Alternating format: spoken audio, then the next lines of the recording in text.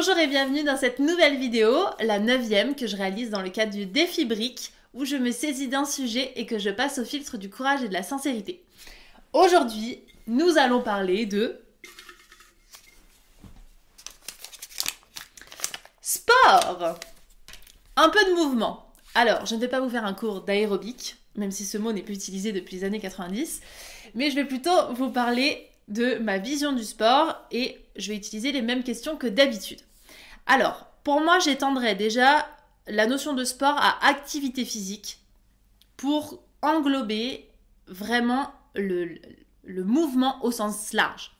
Parce que généralement, le sport est perçu comme étant quelque chose de régulier, presque où on met de la performance derrière, alors que déjà une activité physique peut faire office de sport.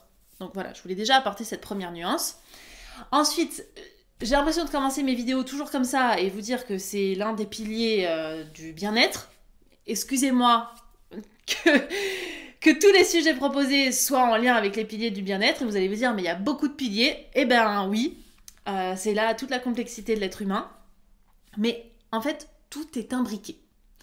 Comme dans Inception, les rêves imbriqués, vous voyez, bah là c'est exactement pareil. C'est de se dire que votre alimentation, le sport, l'activité physique, le sommeil, votre sexualité, votre communication, votre rapport à l'échec, blablabla, tout ce qu'on va aborder pendant ces 21 jours, tout est lié. Et c'est magnifique, parce que tout est lié et ça peut être un cercle vertueux ou un cercle vicieux.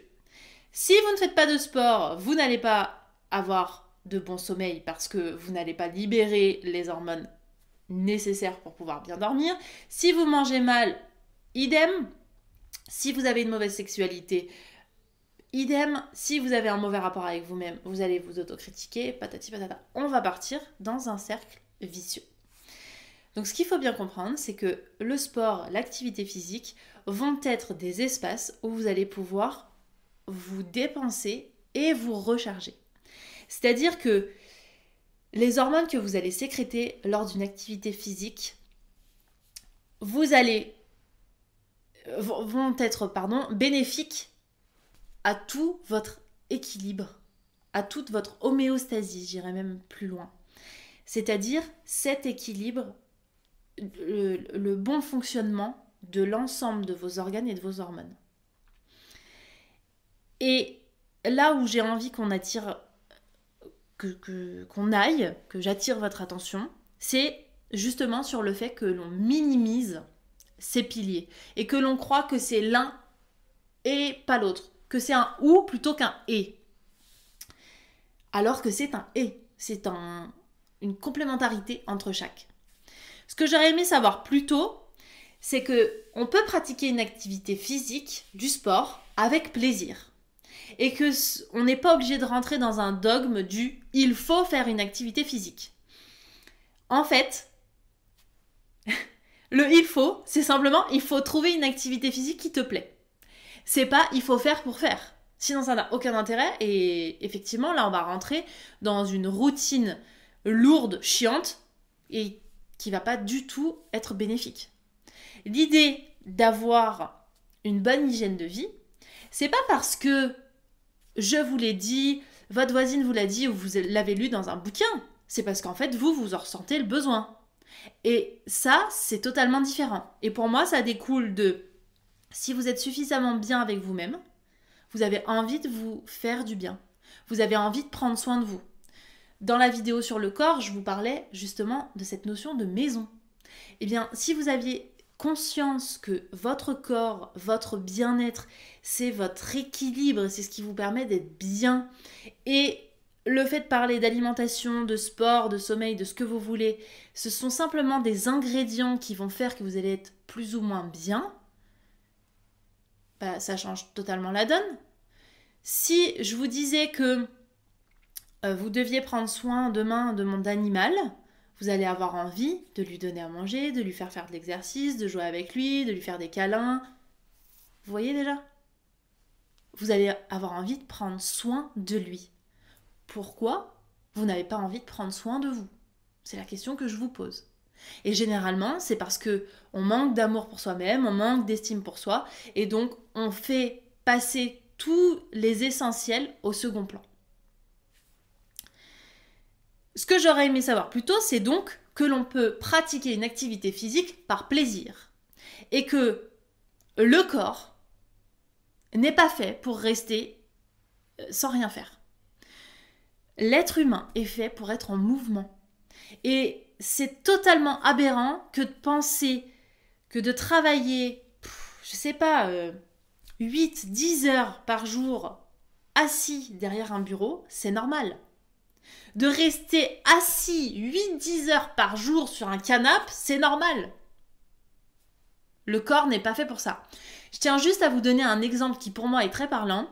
Les personnes qui sont dans un EHPAD et qui restent toute la journée dans un lit, qu'est-ce qui leur arrive? Ils ont des escarres. Est-ce que vous avez vraiment envie d'avoir... Alors, les escarres, ça serait vraiment un extrême, hein, mais que votre immobilisme provoque un dysfonctionnement juste parce que vous n'en avez pas pris conscience. Un immobilisme profond, donc, c'est-à-dire où votre journée a pris le maximum de place, donc peut-être analysez vos 24 heures et dites-vous, ok, en 24 heures, quand est-ce que j'ai eu du mouvement? Si déjà vous dormez 8 heures, ensuite vous restez 8 heures à votre bureau pour bosser, on est déjà à 16 heures. Hein. Donc il va falloir avoir une belle activité physique pour compenser tout ça. Je dis pas qu'il faut avoir autant de mouvements que de repos. Néanmoins, si vous vous rendez compte qu'il y a 1 heure de mouvement dans votre journée, c'est pas normal. Le corps est fait pour bouger. Le plus gros mensonge que je me suis raconté, c'était il y a plus d'une dizaine d'années, voire 15 même, c'est justement que le sport n'était pas fait pour moi. Que j'aimais pas ça. Avec du recul, je suis pas du tout gentille avec moi-même parce que je me trouve débile.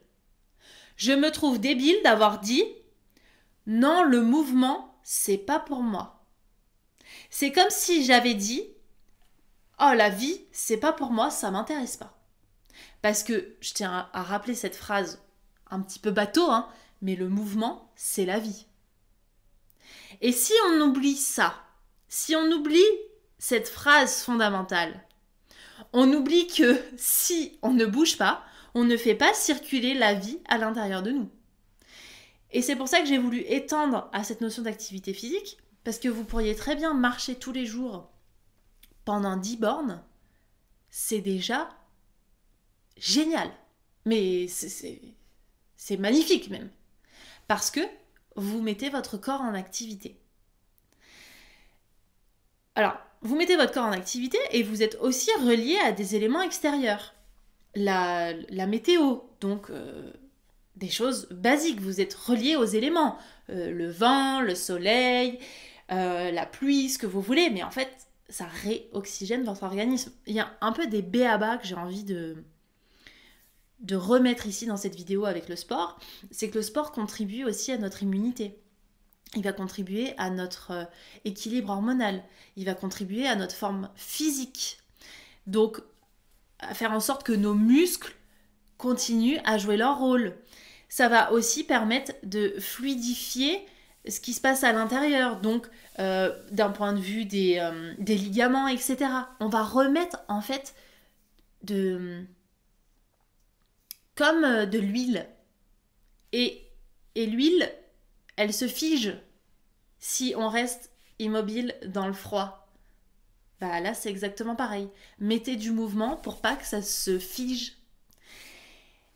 Et mettez du mouvement, si possible, à l'extérieur pour vous oxygéner, pour faire en sorte que votre système immunitaire soit sollicité et pas totalement asphyxié à coup de gel hydroalcoolique. Donc ce qui me dérange, en fait, dans cette notion de sport, c'est qu'on réduit le sport à quelque chose qui viendrait toucher la performance. On n'est pas obligé de faire du sport pour pouvoir se dépasser. on peut simplement faire du sport aussi par prévention et par entretien.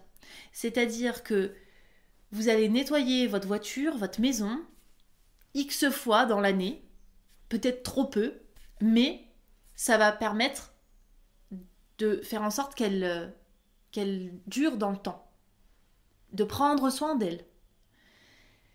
C'est exactement pareil pour le corps. Le nombre de fois où vous allez le mettre en mouvement, c'est le nombre de fois où vous allez prendre soin de votre corps, mais de façon beaucoup plus large, de votre équilibre global. Et donc là où on manque de courage individuellement et collectivement, c'est que déjà collectivement, on a tendance à plus mettre en avant le fait de boire l'apéro, de manger une bonne entrecôte avec des frites et de regarder Netflix, plutôt que de se dire tiens, demain on se donne rendez-vous pour une rando au bord de mer ou à la montagne avec un petit pique-nique qu'on aura confectionné et on parlera d'une bonne communication. En fait, collectivement, on manque, mais c'est même pas de courage, le terme c'est pas ça. On manque de détermination, de motivation. Notre flemme nous emmène là où elle veut. C'est tellement plus simple de choisir la facilité du ne pas faire plutôt que de se mettre un bon coup de pied aux fesses et de se dire en fait je vais me bouger parce que c'est tellement important. J'insiste vraiment là-dessus, mais on a tendance à le minimiser et collectivement, et quand je dis là collectivement, c'est même d'un point de vue de la société. En quoi ça devrait être dérangeant de faire du sport, de bien manger et de prendre soin de soi au sens large. J'ai l'impression que c'est hyper mal vu. Alors que c'est beaucoup mieux vu de dire qu'on picole, qu'on fait pas de sport et qu'on a adoré la dernière série Netflix. En fait, déjà vous pouvez tout faire. Vous pouvez faire du sport, bien manger, prendre soin de vous, tout en ayant l'envie de prendre quelques apéros, de regarder la série Netflix et d'avoir parfois la flemme. Sauf que il y a un déséquilibre à partir du moment où votre priorité, c'est d'aller boire l'apéro et de rien foutre.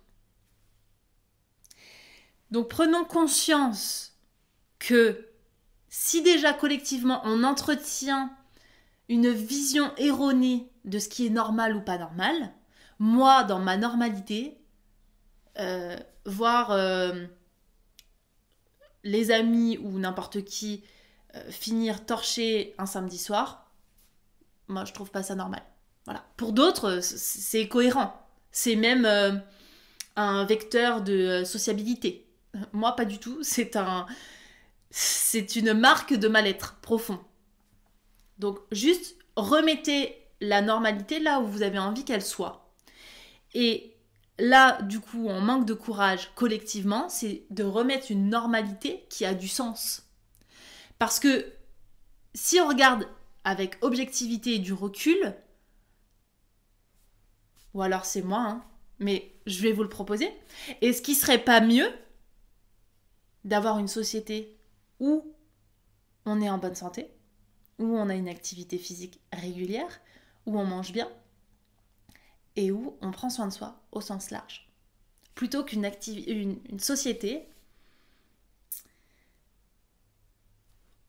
profondément malade qui cache ses maux à coups d'addiction, l'alcool en faisant partie, à coups de flemme et à coups de je m'en foutisme.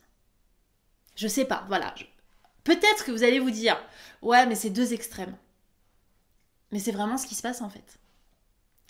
Et l'exemple du sport est un très bon exemple parce que généralement, les personnes qui vous disent qu'ils ne font pas d'activité physique ou que c'est pas pour eux, ils font partie de la seconde version que je viens de vous exposer. Alors, je reviens à mes petites questions.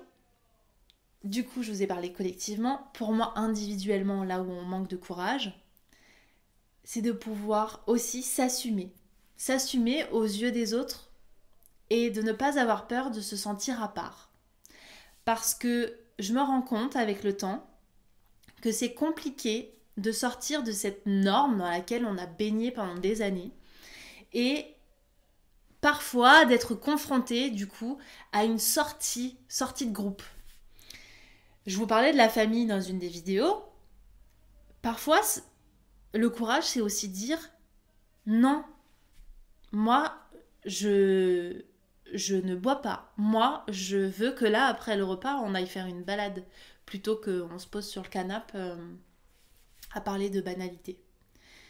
En fait, s'assumer, ça veut aussi dire assumer son hygiène de vie. Et c'est parfois hyper compliqué, et du coup, pour moi, là, ça demande du courage, que de dire à quelqu'un dont on est proche, tu fonctionnes d'une façon, mais moi, je fonctionne d'une autre. Donc, s'il te plaît, aie de la tolérance et du respect sur le fait que moi, je fonctionne différemment. Et je l'ai vu, moi, personnellement, dans mon cheminement, à travers l'alimentation, où quand vous commencez à faire des changements dans votre alimentation, dans votre façon de vivre, dans votre hygiène de vie de façon générale, vous commencez à sortir de la norme familiale, sociétale, amicale, ce que vous voulez. Faites l'expérience. Arrivez en soirée et dites que vous buvez de l'eau. Faites l'expérience. C'est tout. Faites l'expérience aussi de proposer d'aller faire un cours de sport. Selon les gens qui vous entourent, vous allez au moins avoir une personne qui va dire « Oh non, flemme ». Donc, ce dont on a besoin, selon moi, pour faire plus preuve de courage et de sincérité concernant le sport, c'est d'être bien entouré. Si vous avez des alliés dans votre quête, dans votre envie d'hygiène de vie, vous allez être motivé.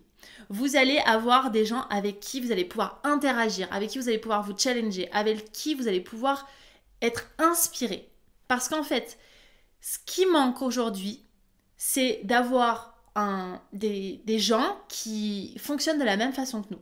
Si vous faites partie d'une réalité et que vous avez envie d'en sortir et que vous n'avez pas des alliés autre part, ça va être compliqué de tenir sur le long terme.